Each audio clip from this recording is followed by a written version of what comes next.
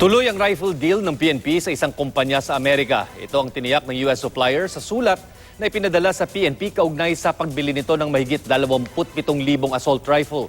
Bago nito, nabanggit sa ulat ng Reuters News Agency na nagdadalawang isip ang isang US senator sa pagpoproseso ng lisensya para sa mga armas dahil yan sa mga umano'y human rights violation sa Pilipinas. Pero sabi ng US supplier, nakikipag-ugnayan na ito sa US State Department na nagsabing normal na umuusad ang pagproseso ng lisensya.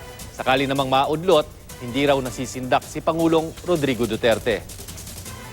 Tingnan mo mga unggoy, yung 26,000 na baril na bibili natin sa kanila, ayaw nang ipagbili. Maraming dibomba sa amin dito.